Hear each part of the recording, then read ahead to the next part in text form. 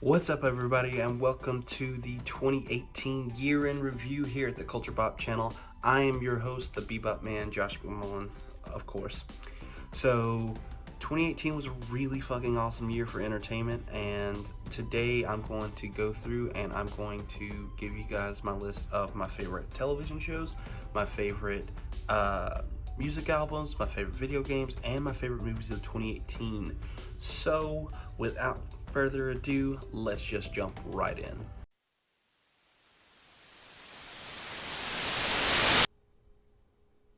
Number 5. Sequels rarely ever meet the expectations set by their predecessors. Westworld Season 2 is no different. I think Season 1 is the superior version of the show, but that didn't stop the series from delivering an amazing experience. From the very beginning, the mystery is set up around Bernard, and his arc is quite wonderful. The mystery unfolds in a gripping manner, and every single reveal is unexpected. The stories of Dolores and the Man in Black are both the true highlights, much in the same way they were in Season 1. Evan Rachel Wood and Ed Harris both give indelible performances, and the rest of the cast remains exceptional as well. I also really enjoyed the looks at the worlds outside of Westworld. Season 2 might not have lived up to the high bar set by Season 1, but it does a really great job of keeping you engaged, and I can't wait to see where Season 3 takes us.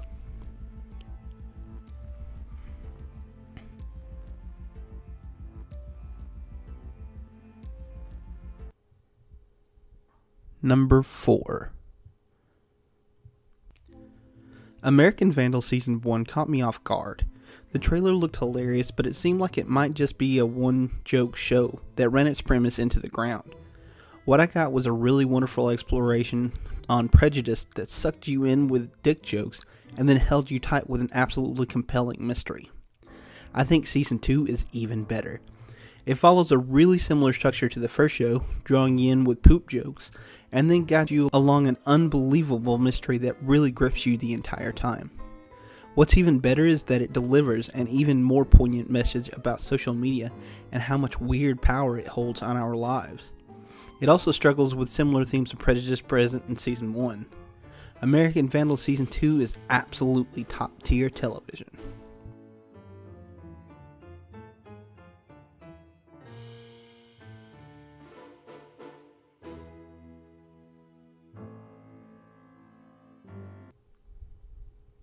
Number 3.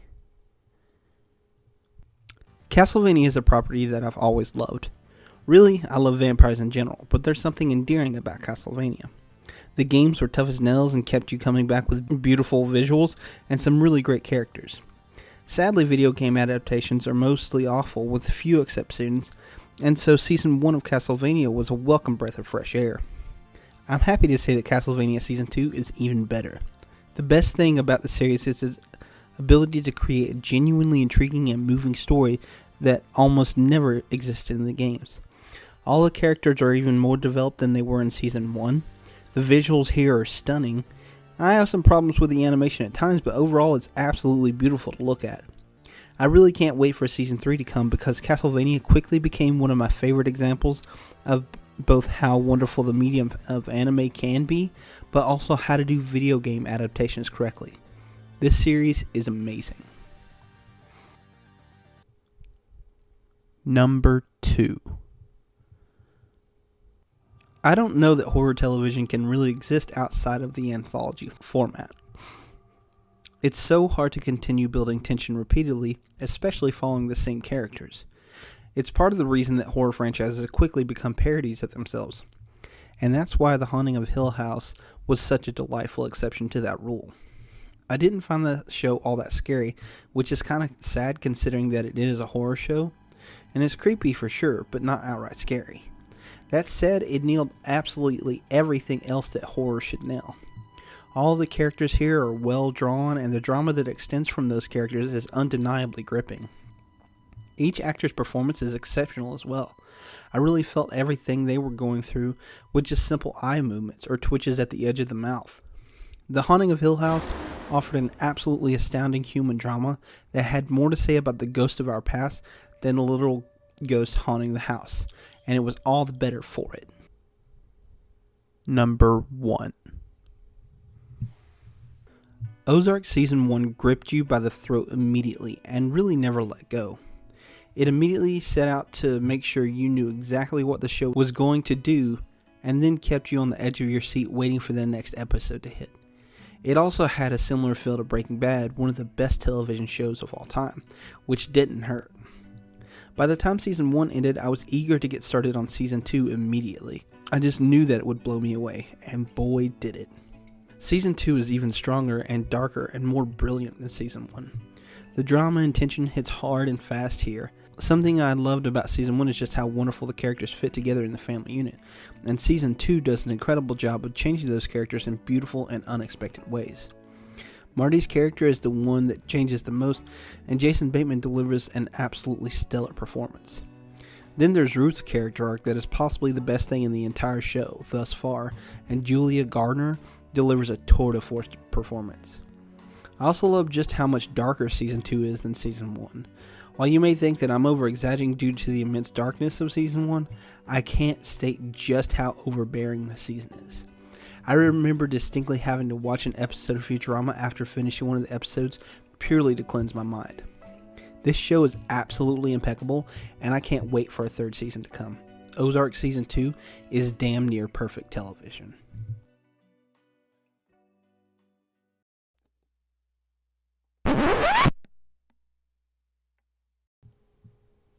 Number 10. I love the 80s. I mean, I love the 80s. Everything about the era informed my sensibilities on entertainment. A significant amount of my favorite movies of all time are from the 80s. There are countless 80s albums that I adore. There are 80s cartoons that I feel are the epitome of perfect animated television. So when the media draws from the 80s for inspiration, my interest is immediately piqued. Prequel is full of catchy songs built just like Square Hammer, but drawing inspirations from 80s metal, rock, R&B, and pop. Standouts like the lead single Rats and Dance Macabre are loaded with synths and warm major chords. Then there are the prog elements introduced in the likes of Miasma. Ghost is still just as schlocky B-movie as they've ever been, but this record shows them flexing their muscles, and it's all the better for it.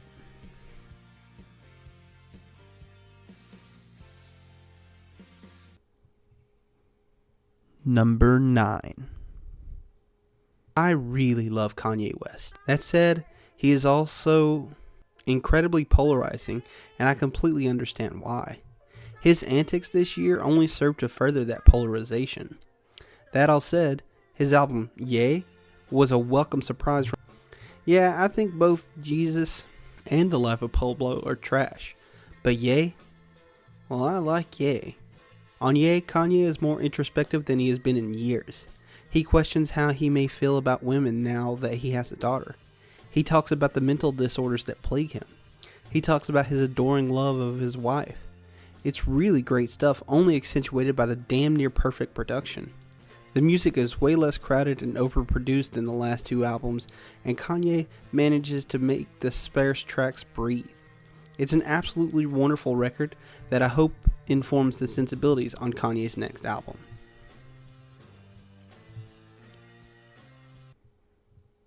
Number 8. MGMT's Oracular Spectacular was one of those impossible lightning in a bottle albums. Every song on the album informed us on the absolute horrors of growing up and becoming adults, and was an absolute joy to listen to. The problem came when crafting a follow-up. Congratulations is a really great album that I think doesn't get the credit it deserves, but also it isn't that first spectacular album. After Congratulations, MGMT kind of went silent and toiled away before hitting us with their self-titled album that was an insanely weird mishmash that just didn't work. Thankfully, with Little Dark Age, MGMT has returned to form. On Little Dark Age, the duo has rediscovered how to write hooks and craft engaging pop melodies. What's even better is that they haven't lost their wit.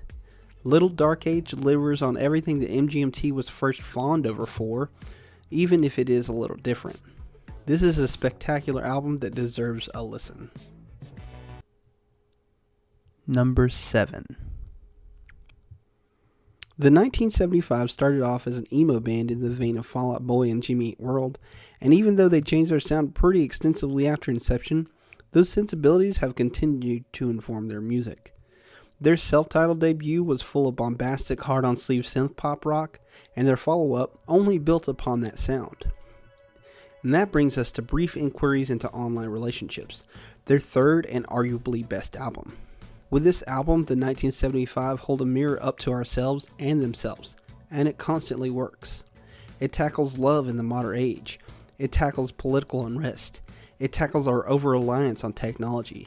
It has so much to say and says it all with glittering synths, pinched guitars, and static drums. It's hard-worn sincerity that shines in all of its glory.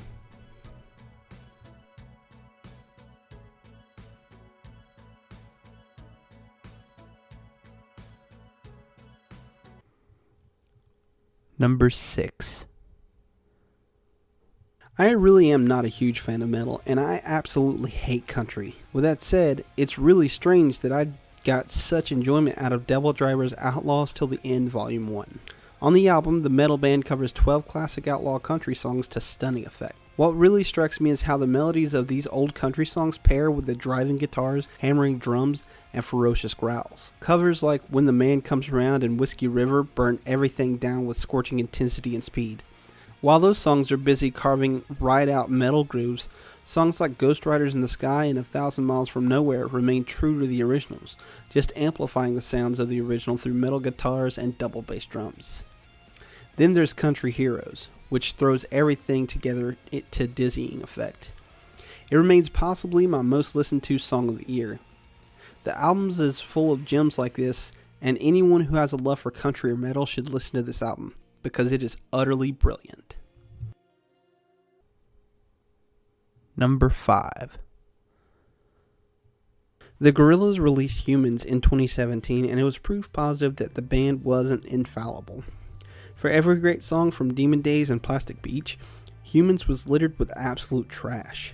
The album just reeked of overprocessed music and guest spots that mostly didn't work. On top of that, there was an almost complete absence of the Gorillaz' most valuable asset, its driving force, Damon Albarn. Luckily, Albarn returned in 2018 with the Now Now, a completely and utterly welcome return to form. Here the songs sound much more akin to the bright pop of On Melancholy Hill or Feel Good Inc. Here Albarn tackles isolation and loneliness, but also the state of the world from a singular man's perspective. It's heartbreaking stuff buoyed by the typical bindings of hip-hop, synth-pop, folk, funk, and electronic music. The creativity present on the album is something that Humans never had. Gorillaz really went back on track here, and it's worth everyone's time. Number 4. Is there a more consistently great rock band than the Arctic Monkeys? I've posed that question to others and myself many times. I don't know about others, but I think I fall under the camp of no. There isn't a more consistently great rock band. Tranquility Base Hotel and Casino is astounding. The piano-based psychedelic tinged pop is definitely different, but it also strangely remains undeniably familiar. The formula of following narrators around isn't anything new to Arctic Monkeys, but here it informs the whole album. It's a semi-concept album about a moon-based hotel and casino, and follows several different unreliable narrators. All of their stories speak to something innate to our humanity. It's as much about human truths as it is about our sad over-reliance on technology. It's a critique on our current state of modernity, and it is an absolutely breathtaking affair.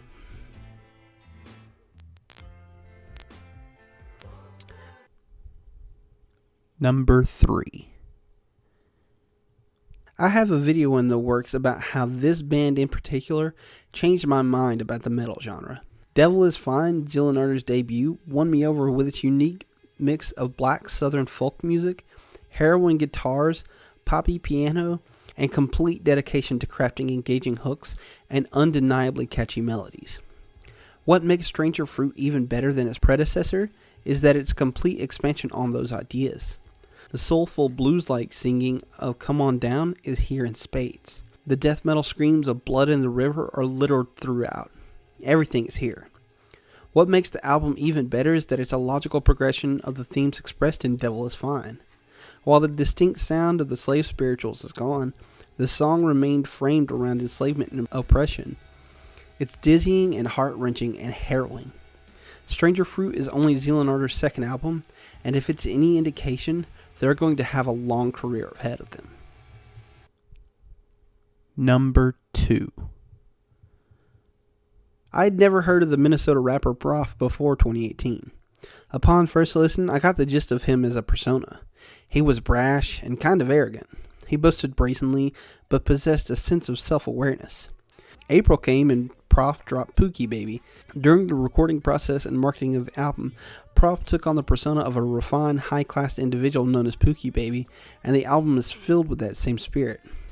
Sure, there are still anthems of debauchery, including the standout track Time Bomb, but there's also a lot of songs dedicated to love. There's the love songs featuring a wonderful guest spot by Ashley DuBose. There's the loving ode to Prof's home city. There's a wonderfully ridiculous dedication to his adoration of marijuana. The album runs the gamut of topics, but it all feels cohesive and never seems to veer into cheesiness. It's absolutely magnificent rap that I can't recommend enough.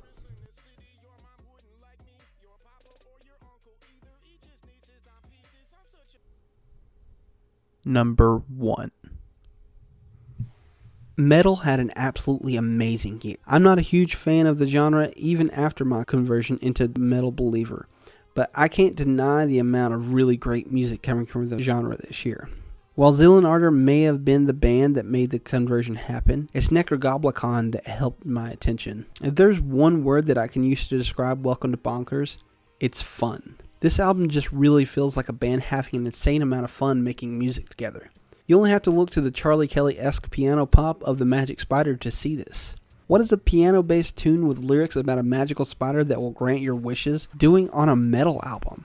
Then there's the final song, Goblins, that is a weird ode to the space goblins that are apparent constant malevolent forces in the singer's life. It probably wouldn't have worked on any other album, but somehow the insanity works here. That's actually a theme across the entire album. I mean, there's so many different styles and genres clashing here, and even when you think this can't possibly work, it does.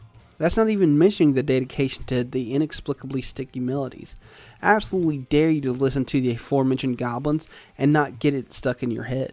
I genuinely never thought that I would ever have a metal album grace my top 10 albums list, ever, let alone get the number 1 spot. But Necrogoblikon managed to craft a rare gem of an album that works on so many levels. It's unabashedly silly, it's musically wonderful, it's just plain weird. It's also my favorite album of the year.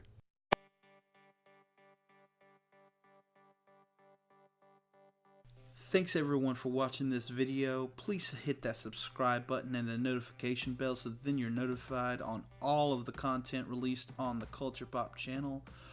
Also, don't forget to share this channel with your friends so that then they can also enjoy all the content that Culture Pop has to offer.